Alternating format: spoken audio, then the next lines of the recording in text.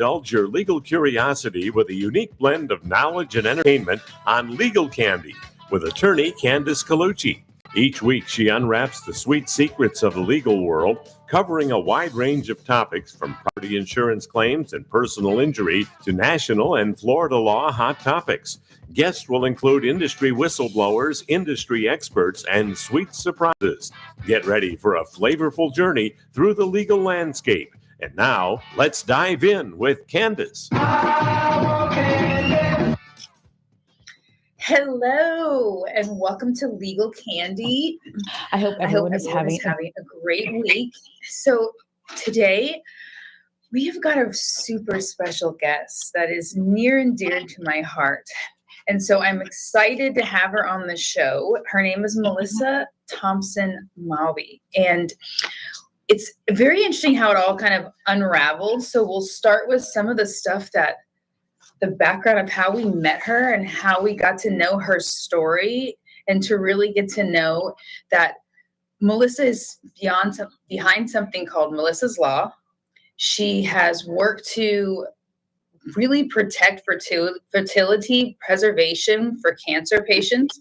She's also been a brave voice for the Me Too movement and was part of the class action lawsuit against Harvey Weinstein. But how I met her was that she was also a survivor of Hurricane Ian. So as we talked before about Hurricane Ian and all of that around that, is that our office that specializes in property damage insurance claim, we also do recovery efforts and help after hurricane. So Hurricane Ian hit the Florida area, the Southwest area, September 28th, 2022. It was a Category 5 hurricane, and the area that Melissa lives in, which is Sanibel Island, happens to be the little area that became like near and dear to my heart and our team, because that is where we first started helping people out right after Hurricane Ian. So I didn't know much about Sanibel Island before, but Sanibel Island was this like hidden, beautiful secret that was separated kind of from the coast of Florida area. It's about 20 miles from kind of Fort Myers area. And it's got one bridge that enters into Sanibel Island, and it's beautiful beaches and little restaurants, and people have lived there for years. And it got hit and devastated after Hurricane Ian. And so when we first got there, the bridge had been down, and going there was like a post-apocalyptic world. So it all kind of came full circle to when we started helping people and met Melissa and learned that she is like the ultimate survivor and advocate. So having her here, I have heard her story in pieces. And so I'm so excited to introduce her. So I will, before I introduce her, give you guys our legal disclaimer so I don't forget that the information provided is for general information purposes only and should not be construed as legal advice. It is not intended to substitute for or replace professional legal advice tailored to your specific needs. If you require legal assistance, you should consult with a qualified attorney. Even though I am, this doesn't create an attorney-client relationship from any of the information that I or Melissa is giving you, because she has become an advocate and a little attorney without a license at this point. But then the last kind of disclosure that I'll give you is the content we're going to be talking about today is going to be sensitive in nature. That's going to deal with post-traumatic stress, trauma, and also sexual assault. So I just want to give everybody kind of a highlight to that as we go into it. So I want to welcome to Legal Candy, Melissa Thompson. Thank you so much, Attorney Colucci. Thank you for having me. Thank you for having this show. I think as a layperson, especially one who is dealing with either a national disaster like a hurricane or a personal matter, it's often difficult for us to find digestible information online on our own that is written or spoken in a way that's not too heavy in legalese. So I think I really appreciate you having this podcast, having me on it. And, you know, when you were speaking about my background, I thought this sounds like a series of unfortunate events. Oh, gosh. But actually, there's a phrase that I use, I guess, more for myself, that which is felix culpa, and it's a Latin phrase that means a series of unfortunate events that lead to a happy ending. And I try to live my life that way. And the things you mentioned were often, unfortunate or negative events in my life, but I've tried to use them to do something good. I think you too. I really appreciate Sanibel is a very small island, and I saw how much you and your team did to help my community and my island, and it is your work and your team are really appreciated for what you do.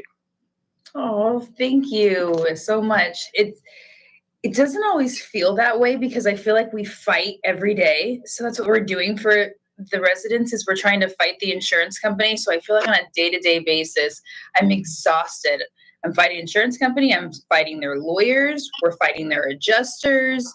And then our clients are so defeated because of what they've been through. So I appreciate that, because that's really all we've ever set out to do, was to be able to help people when they feel like they've lost it all.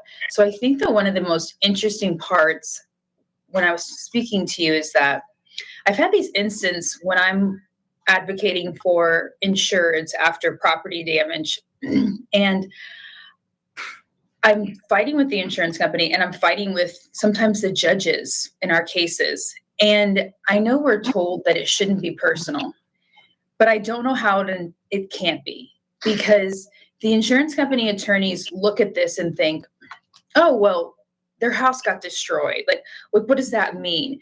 And because I've been advocating for them and I've been boots on the ground, I've been in their homes, I've felt the trauma that they've gone through. I have seen the tears, that it's not just their house, it's their home, it's their family stability. And it's hard to get that across because the insurance company sees their clients as numbers. And then the judges, as we're dealing with right now, the insurance companies are finding any way to not pay claims. And they're using technicalities in the new laws to not pay valid claims. And that, to me, I've had a couple moments, like almost going off of the professionalism with a judge and trying to kind of reel myself back in and go, this is people's lives. This is everything to them that they need to be able to rebuild it, that breaks down their emotional side, physical side. They've got people contemplating suicide because of everything that has taken place. And so when I felt like I spoke to you, you did a good job of articulating what it really meant to go through a hurricane and what that aftermath does to not just you, but your family, and your mental and physical stability. So I would love for you to kind of explain that, because when I was going through just some of the things that you've been a part of, I remember you telling me that out of everything you've been through, which we'll talk about the fact that you were sexually assaulted by Harvey Weinstein, and had to stand up and become an advocate, a lead advocate for other women. You've said that this dealing with Hurricane Ian is the most traumatic thing that you've been through. It was. So I want to say so many things about your comments, but one thing I want to back up for a second and tell you that when you mentioned, in the direct aftermath of a disaster, when everyone's, there are tears, there are screaming, they're fighting. I remember when we connected, and you wouldn't recognize, if you're just talking to me, I wouldn't sound like the same person then than I do at this moment, because I remember talking to you, and I lost my sense of my ability to be rational, and my ability to, it was more than a family could handle.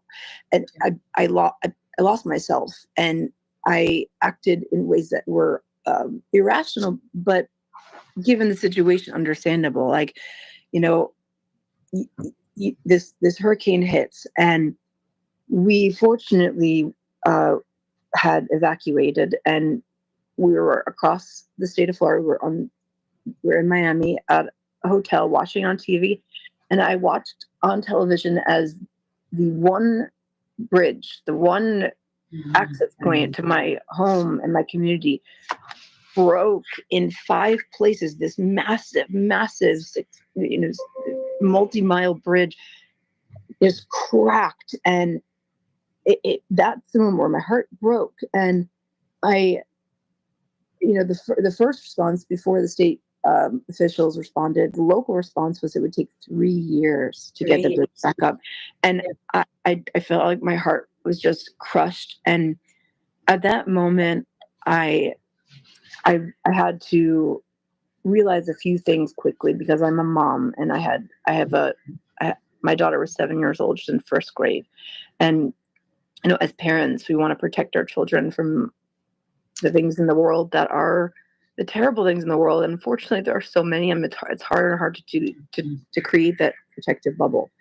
But, and I couldn't help showing my emotions to my daughter about how sad I was. And we went through it together. But when I got in touch with you, it was maybe a few weeks after the hurricane, and we actually were able to go back to the house and take a look at the community and the devastation. And I lost my sense of being able to be professional with an attorney. And I felt almost like a child who looking for, kind of when a child looks to a parent for help. And as an adult and a parent, that's my job. But I needed a lifeline, and I've been through a lot in my life, and I think I could handle a lot. But it was one of the first times I was floundering. I felt like I live in a small community that has an HOA, and I felt like my direct neighbors everyone else had their plans together or knew what to do, and I didn't. And everyone was so traumatized that it was hard for our neighbors to talk to neighbors. It was hard it was isolating. It isolated a community against each other. I mean, we were, Sanibel community is very tight, and we, everyone knows everyone, but everyone froze. And the community that I felt alone. I felt like it just shattered this community spirit, is what it did. And that made it very hard for a person, me, and I learned later, others too. It wasn't just me who was having trouble, but it was everyone was having trouble even vocalizing they were having trouble. But when you did a service to the people of Sanibel and many communities in sharing information to be helpful and not pressuring anyone to work with anyone, but I remember the exact piece of information that you provided that made me feel anchored. And it is something very random, and you never guessed it, but you gave an overview of insurance, how the insurance industry responds to hurricanes in Florida. And I'm not familiar with Florida law. I'm not familiar with insurance, property insurance law. This is my first home. I had just bought this house, my first house, less than a year before the hurricane. And what you said was it was that when there's damage to flooring in a home, you said that the insurers in Florida are responsible for replacing contiguous flooring throughout the house. And it's a silly thing, but when I bought this house, the one thing I didn't like, I had this ugly brown carpet in my home, and it almost made me laugh a little bit, because our roof had caved in, and there was hazardous water damage everywhere. And the one thing I could almost, as a silver lining, is I was like crying, laughing. I can get rid of my brown carpet, but because it's not only upstairs, it's down the stairs, it's in the bedroom, continuous, it's all over. And that's a legal candy that I would never have known. And if you read I'm one of the maybe only people in the world who loves reading insurance explanations of benefits, but they're not written in a way where, how you told me, they have to replace the continuous floor, not just that spot, because you can't replace a spot often. And I just wouldn't have thought of that. But when you said that, it made me feel like, okay, somebody knows what they're talking about, and someone can make this better, and someone will know how to navigate this to make it better. And I think I'm going to cry over carpet and flooring, but it was that this little tidbit of legal candy that I didn't have to hear anymore. Like, I just said, I trust you, and I know that this is a bad situation, and sometimes that can't be cured. Sometimes you can't, and as an attorney, you should comment on this, but in my history working with attorneys, often they become my therapists too. And I tried to frame it as your counsel, right? Counsels at law. But I may take advantage of the counsel part of it more. And I love your perspective too, because you're dealing with the business side and the legal and these minutia of benefits and insurers, but you have a very human side of it with the person. And it reminds me of the class action with Harvey Weinstein, because, on the legal side of it, I went to every hearing, every bankruptcy hearing. I was involved in every part of the court side of it. And I remember sitting in the federal courthouse in New York City, and Judge Alvin Hellerstein referring to the victims. And he made a comment on the record that said, Harvey Weinstein is no Cary Grant. Of course, he had to do something to get women. Mm-hmm. And he said that in front of me and in front of one other lead plaintiff. And what is important to me, and it goes to what you're speaking about in terms of connecting the person and the story, is no matter what the adverse situation, whether it be the hurricane, insurers, my health,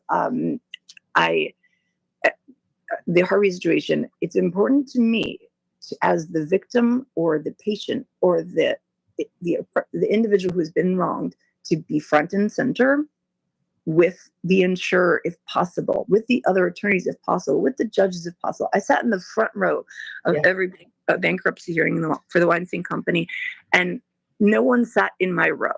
And it was a full courtroom. And no one sat in my row, I think, because I was wearing a color other than navy blue, and everyone else was an attorney wearing navy blue suits, and they looked at me and said, "We don't know who she is," so they didn't sit near me. But the attorneys pointed out, "There's a victim here. I'd like to acknowledge her, Melissa Thompson. She's sitting in the front row," and the tenor of the environment changes when the actual person, the actual victim, is sitting right in front of the judge, the lawyers, the offender, and often it's impossible for that to happen. And so you have to be, I understand, you have to be that conduit, and it must be very emotionally taxing for you.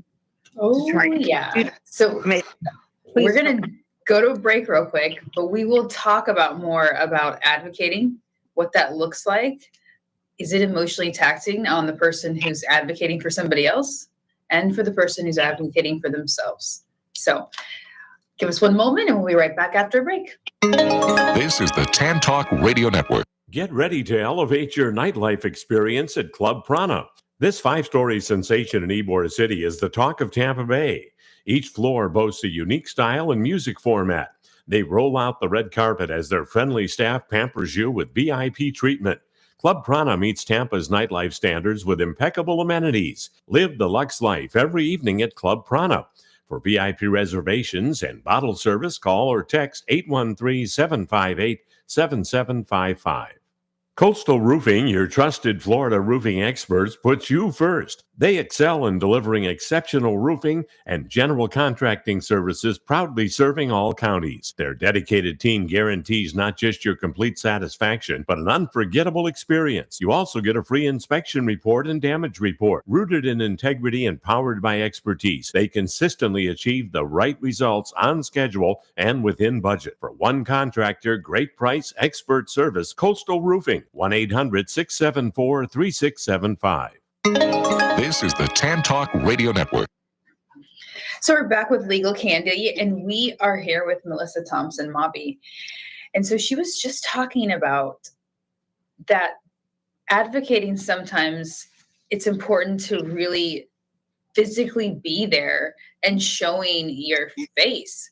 And I can only imagine what that was like for you. So you're now advocating, and I think you made a really good statement to me off the record. Was you said what it's like to be an advocate. Sometimes it's to enlist another advocate. The first time I felt I could breathe was when I enlisted your help to advocate for me with the hurricane. And so what is that like for you, being such an advocate and then realizing that there's a time when maybe you have to hire other people to advocate for you? Well, maybe I should start with an apology to you, because at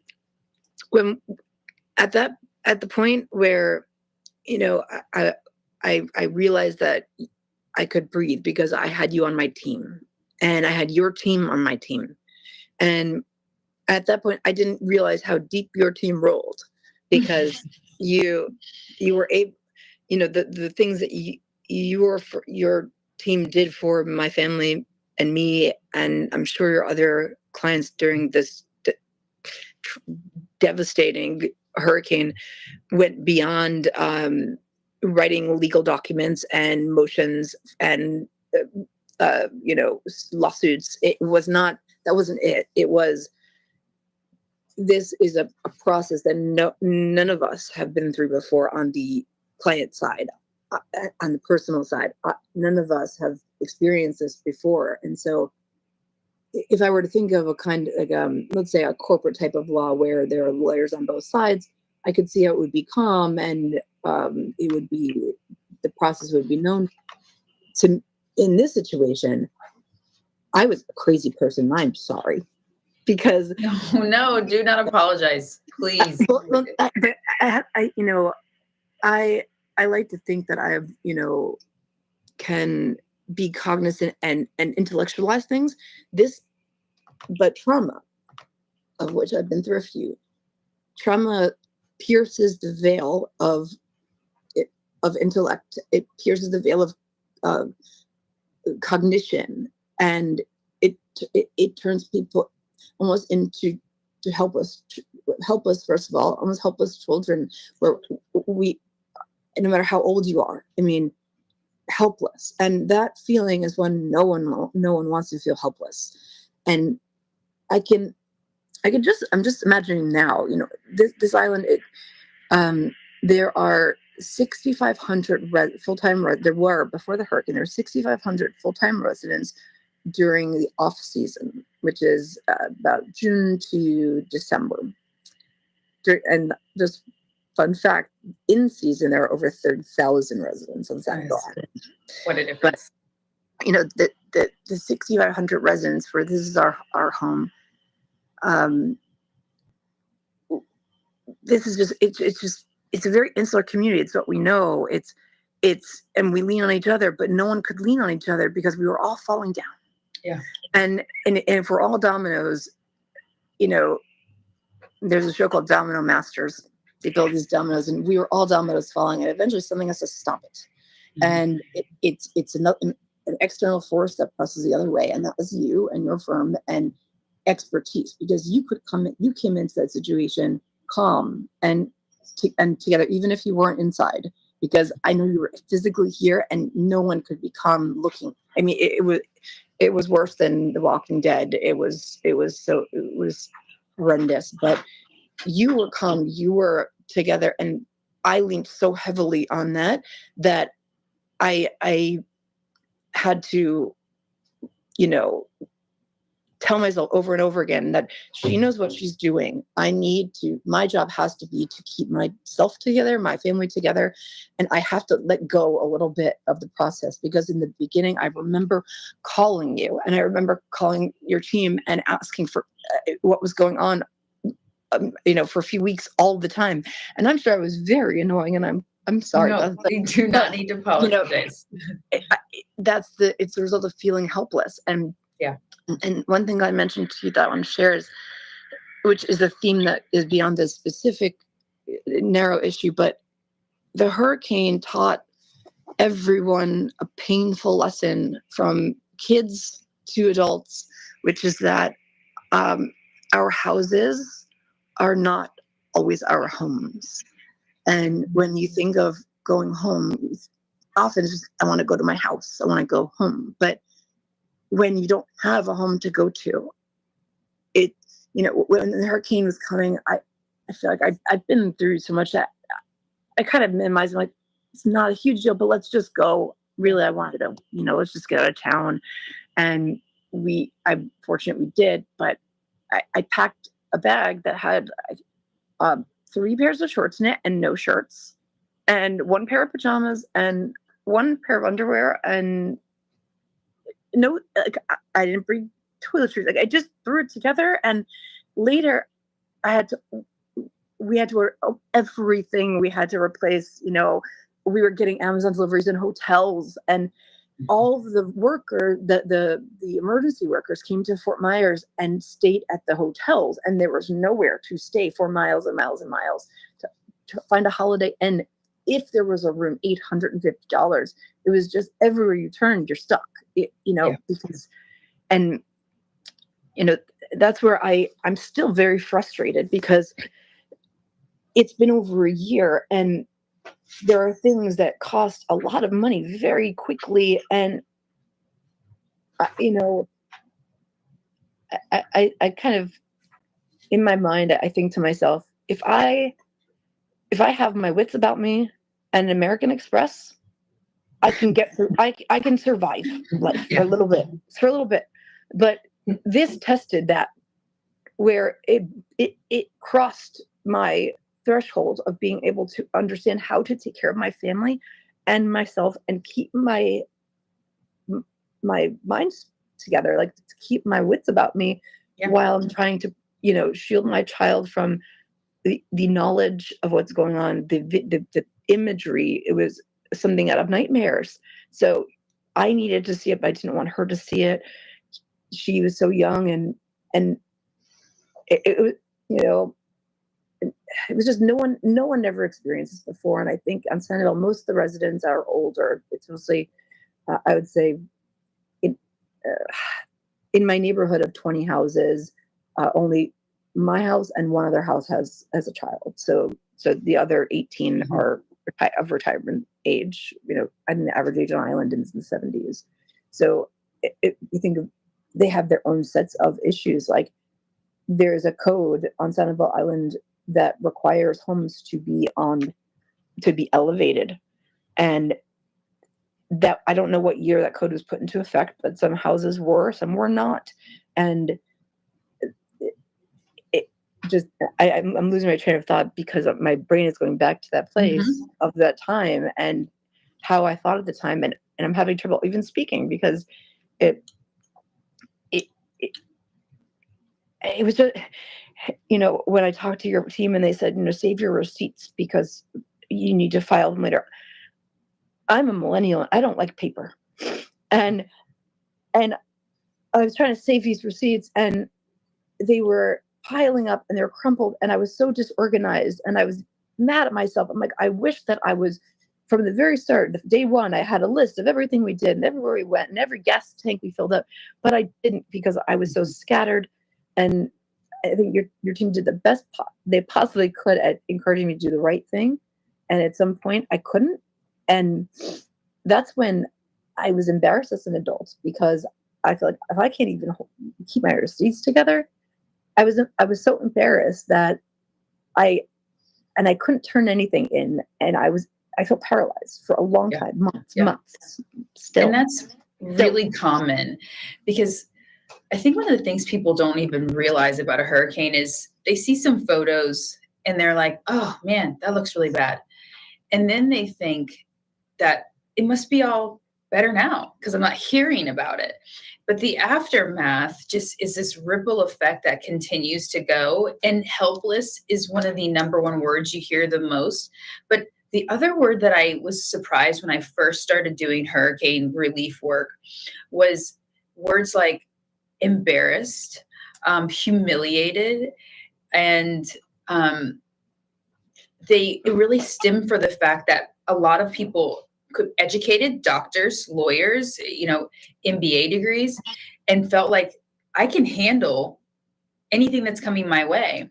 But when it's something personal and you're trying to explain it to an insurance company of what that means, because you've come with Sanibel Island was super interesting because that bridge was down, which meant you couldn't return to your house. Like you weren't allowed to go back. There was, and you were saying that before we were over there, we took boats. That's how we had to get to Sanibel Island in order just to make sure, was there anyone on there? We were providing food, and there was homes just completely open. All of their belongings were on the streets. Everyone's furniture, clothes, toiletries, like you were saying, had been just completely soaked in contaminated water. You couldn't go back to your home because there were power lines down, but there were cars flipped on their sides, flipped onto buildings. And I think with the way Sanibel was, it was like 90% of all of the vehicles that were there were all inoperable. And so it really looked like The Walking Dead afterwards, but you also were not allowed to go home. So that's kind of like a different level of travesty afterwards. It's like you can't even go there to figure out what's happening. I remember you said something, you were like, you felt so violated afterwards. Like not just people like stealing, but it's like your home was open to all of these elements. You've got dead fish inside of your home. So we saw that everywhere. It smelled like death. And it was not safe for anyone to return, especially a child or elderly, because of all the mold that was in the home. Now the question is, that's your situation. Imagine the people who live paycheck to paycheck. How do you financially deal with that when the insurance company is saying, well, we're only going to pay you this amount because that's what we think it is. And as you're sitting here today with everybody you know around you, they all are dealing with the same thing. They have been underpaid by their insurance company and are trying to figure out financially, how are you going to rebuild and pay your bills for your family? You said so much that I want to touch on, but so the city of Sanibel, we have a city council, and, we have everyone knows the mayor. She's always around, the pizza place on Fridays, and she's fantastic. She would hold town halls, and she went first to the island. They took the Coast Guard, provided a helicopter, and just to do some surveillance. The Coast Guard did us a service, the residents, in so far as taking photos and posting them to. We were able to mobilize on Facebook in these private groups for Sanibel residents that you had to show your resident, your license to get into this group. But then once we were in it, the Coast Guard was in it, and they shared these aerial photos so that we could try to find our houses. Mm-hmm. And I remember seeing, and I'll send you these photos, so maybe you can link them in the podcast. But there was the hurricane. It changed the topography of the island. It looked like claws. It looked like claws came onto the beaches and scraped up things. It shrunk the shorelines, and it looked like the hand of death. It looked like nails that were scraping through certain streets, and certain streets were okay. Some houses in my circle, my neighborhood, my HOA, one house was unharmed. Another one is going to have to be raised. I mean, but there was about 3 weeks where there was a state emergency, and there was no access through road access, and they were not yet allowing boat access to the island, but they were having these town halls. And I remember one of the questions that came up, and also we're also dealing with missing people. So it's hard. We have these sub chats in the Sentinel group, and one of them is called "Missing People?" ? In all caps, and we would go in there and list the people that we didn't know if they were okay or not, and some people would comment if they've heard from them or not. The woman who at the rec center who always checks my daughter into camp, she's just so sweet. We couldn't get in touch with her, and I just thought for days and days on my mind, and she hadn't evacuated, and there's no cell service, there's no power, and and talking to anyone who stayed, every single one said they thought they were going to die. And so when we're worried about our homes, I want to add that it's when you say the word embarrassing and empathy. I talked to you before about when people go through bad things together, it creates a war of empathy sometimes where I feel terrible for my next door neighbor. They feel terrible for me. But I also am harmed. And so it was just everyone feeling insecure about their own situation and their neighbor. We have 2 grocery stores on the island. One was decimated. One was okay. It was raised, elevated. And I remember one of these very first town halls, the 2 grocery owners were founding members of this island in terms of living here. And they said, we don't know what to do. And so we decided together, and they put arm in arm. They said, we are donating, it was tens of thousands of dollars in a big check to something called Fish of Sanibel Captiva, which is the food pantry and the nonprofit that helps people on island who need anything, if it's furniture. And I have to give a shout out to Fish of Sandcap because they created these. I don't know if you're familiar. They created these post-hurricane kits where they gave people boots and and when you mentioned the cars, I also would like to actually give a shout out to my auto insurer Geico. Within the my biggest success story insurance wise in this hurricane, and maybe only real my best win yet, was that within 2 days of the hurricane, Geico, if you were insured by Geico, they replaced the value of your car on island even without receiving the car back. They gave everyone, they paid out within days. And that's the reason. That was the reason why we could get a hotel and exist. And was it with that money? Lucky.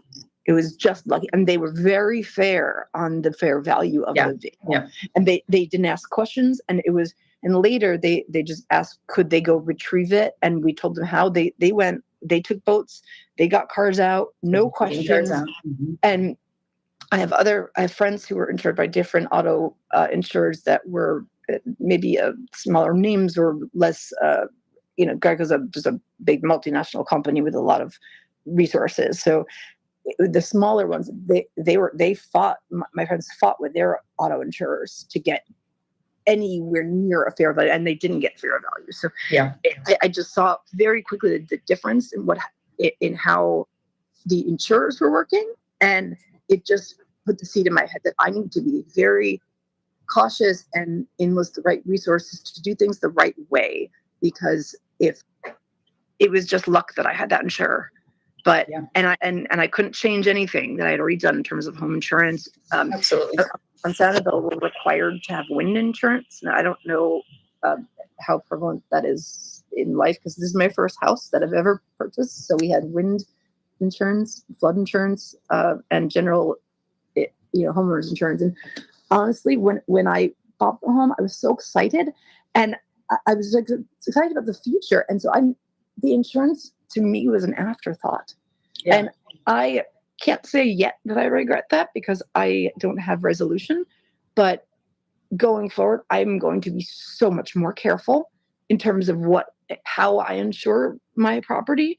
And and making sure that I talk to people who know what they're talking about within the state I'm operating, because I learned, I used to live in New York and I used to live in Connecticut, and I am somewhat familiar with the state laws there. I moved to Florida in 2021, and I'm unfamiliar with laws, and I know that some things fall under state law, some under federal law, and I couldn't have told you which was which when Hurricane Ian hit. I couldn't even tell you what my policies were. Oh yeah, no. Go to my broker. Most people can't. Yeah. And I felt stupid. I felt like when I bought the house, I felt like I was irresponsible. I felt I felt irresponsible. I felt like someone who puts all their money on black, and then then the wheel stops and it's red. And what did I do? I still don't know if I did the right thing in the beginning or not. Probably will never know, but I know going forward, I will be very conscious of this, because it has such real ramifications that unless it happens to you or you know somebody who it happened to, you'll never know. And I recently watched a documentary called... We're going to go to a break real quick, but we are going to talk more about exactly what you were talking about, is that the type of insurance you had, especially for Sanibel Island, is you were insured. You had all the different types of them, but there are people, your neighbors, who didn't have certain coverages or weren't covered enough and are now having to deal with that aftermath. So we'll go to our break real quick and we'll continue when we get back. Thank you. This is the Tan Talk Radio Network. Coastal Roofing, your trusted Florida roofing experts, puts you first. They excel in delivering exceptional roofing and general contracting services, proudly serving all counties. Their dedicated team guarantees not just your complete satisfaction, but an unforgettable experience. You also get a free inspection report and damage report. Rooted in integrity and powered by expertise, they consistently achieve the right results on schedule and within budget. For one contractor, great price, expert service, Coastal Roofing. 1-800-674-3675. Get ready to elevate your nightlife experience at Club Prana. This 5-story sensation in Ybor City is the talk of Tampa Bay. Each floor boasts a unique style and music format. They roll out the red carpet as their friendly staff pampers you with VIP treatment. Club Prana meets Tampa's nightlife standards with impeccable amenities. Live the luxe life every evening at Club Prana. For VIP reservations and bottle service, call or text 813-758-7755. This is the Tan Talk Radio Network. Welcome back to Legal Candy, and we've got Melissa Thompson here, an ultimate survivor, and we are talking about Hurricane Ian that hit the Southwest area, and specifically we're talking about Sanibel Island area. And so one of the areas that we were kind of going into is talking about insurance coverage, and that people sometimes feel like they don't really know what they have until it all goes wrong. And so with a lot of people after Hurricane Ian, it was the first time that they understood the difference between flood insurance and wind insurance. And people come to me all the time and they're like, they feel like they should know everything about their home, their insurance, coverage, and they feel like embarrassed to even talk about it. And I'm like, and I think some of the first things I've ever said when we first started advocating and representing them were like, no, this is what I specialize in. We are attorneys that specialize in property damage insurance claim. And before I became an attorney, I didn't know anything about it. Like I had never read through my policy. And I think we first learned when we first started practicing area law was that the policy you get from your agent is 17 pages long, maybe 15 pages long. That's what you get from your agent after you get your policy. That's what they give you. And it's not until if you hire an attorney and we request the full certified policy, do you find out that you have 80 pages. And guess what's in those 80 pages? Those 80 pages are pretty much all of the exclusions, the things that your insurance is not going to cover.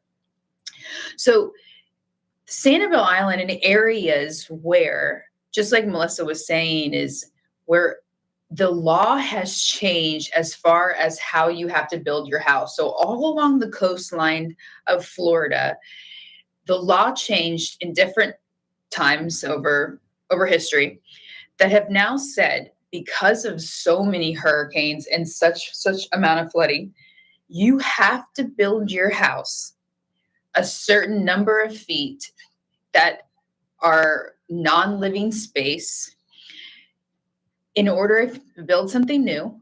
Or, this is where the or comes in, that's really important after hurricane, is that if your home is damaged or you are remodeling or repairing up to and beyond, it's really beyond 50% of the value of the house, then you have to come into current code. So, which was a massive issue for everybody that was along the coastline, especially Sanibel Island, Fort Myers Beach, who their homes sustained substantial damage. Now they can't just rebuild the house the way that it is. They have to now level the home, bring it up, which is very expensive, or demo it down and then build the house up.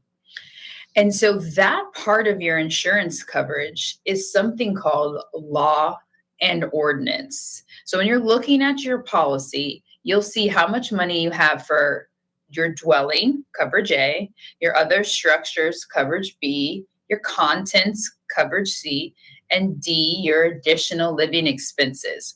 Then when you are getting your policy, they will ask you, they have to by law ask you if you'd like to pay additional to have law and ordinance coverage, which will give you 25% additional money of coverage A in the event that something happens and you now have to come into current code and expand a lot more money.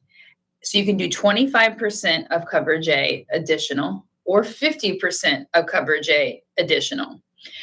And most people, when they're getting an insurance policy, the only thing that they're worried about is the price, right? Because a lot of people go their whole life and never file a claim, but you'll have insurance coverage every year, especially with a mortgage company. They'll require you to do it. And so you're not normally looking at things like that, making sure you have the most coverage. But I'll tell you, in an instance like this, when it all goes wrong, that 25% opposed to 50% is the difference of your ability to repair. Because there are people right now that are sitting in homes that are substantially damaged and they do not have enough money in their policy, even if we were able to max out the policy. So even if they hired our law firm, and our job is to advocate for you against the insurance company to fight to make sure you're fully paid for your losses in accordance with your policy. We do our own evaluation. We send our own experts out there, and then we fight against the insurance company. So even if we get you every dollar that you're entitled to under your policy, if you're underinsured, which we are seeing a lot of people that are underinsured, it doesn't matter at the end of the day. You'll get much more money, but not enough money to ever put you back to the way that you were before. So just like Melissa was saying, is that it's okay to ask those questions now, to say, do I have the right coverage? You can call law firms like us and say, hey, can you look over my policy? What does this look like? We can absolutely look at those things. But that is a huge thing we're seeing. Now, what about, I've got Mary Catherine here. She's kind of hides off in the back, but Mary Catherine, from one of our esteemed paralegals from the law firm, she's here. And Mary Catherine saw some really interesting issues that we were dealing with that Melissa was kind of touching on about the coverage issues of, did you have enough policy? What kind of policy did you have? Is that after the hurricane, we started finding people that were finding out that they had actually been dropped from their insurance companies. The insurance companies had said, hey, by the way, we dropped you and we may not have notified you. And that was a huge thing we were finding. People who thought they had coverage that didn't have coverage, and then people who were finding out that they were dropped. And so we had one really interesting case. Jump on the mic. Don't even try to keep the mic away from you. Can you hear? Heard? Yes.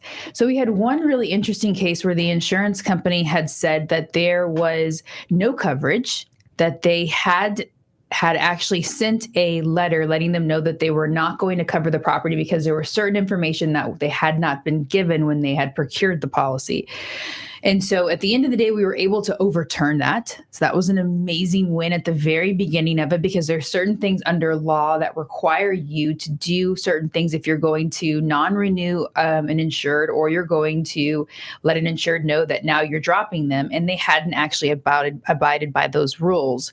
But that's just a testament to making sure that you do take the time to look and see, do I have the coverage that I need? What type of coverage? And do I have enough coverage that if this entire building was destroyed, am I going to be able to rebuild it? And that's a question that's now being asked only afterwards, that we're dealing with kind of every day right now with a lot of the insureds. And so Melissa has been fantastic. We are excited about having Melissa again for next week in order to kind of expand on all the other areas that she was an advocate for. And she has just been, when clients come to me and they tell me, like, thank you for being there for me and for my community, and for listening to us, to understanding this. It's not just me. I have a fantastic team, which includes Mary Catherine. How many times, Mary Catherine, have I had to say to you, Mary Catherine, don't take it. I try to tell my staff not to take it personal, even though we all know that we take it personal. Mary Catherine is going to fight anybody for if anybody hurts any of our clients. She's willing to fight anybody. If contractors, she doesn't care. She'll be on the phone with anyone. But how has that felt for you, dealing with this storm and really trying to figure out where's that line between being an advocate for them, which I've taught you about what the difference between being an advocate for them and becoming emotionally involved to an extent to where you can no longer advocate for them because now you're drowning in their emotions. Yes, Attorney Colucci, when Hurricane Ian when it hit, I'd never seen anything like that. I'd never experienced anything like that. The photographs, the clients calling, and I have anxiety, and I just got sucked right into that. I mean, I just got so. You were doing yoga in the office? Yeah. I was doing a lot of things. I was doing rowing. I was really, my self-care, I really stepped that up. Yep. But, having worked with you and listening to what you need to do, you stressed how important it was. And Melissa actually said something like that too, that, I can't really help anybody if I'm not in a position of calmness, a position of power. I think that I was operating because I was very new and I didn't know anything. So I'm very grateful to you. Thank you. And I'm grateful for you. So join us next week, and we're going to have Melissa on again because Melissa has so many more things to tell you. This ultimate survivor. I mean, she survived Hurricane Ian, cancer at this point in time. She's still fighting. And then she survived the Harvey Weinstein. So join us next week for Legal Candy as we give you some more legal. Ladies and gentlemen, that wraps up another delicious episode of Legal Candy with attorney Candace Colucci. We hope you've enjoyed our legal confections and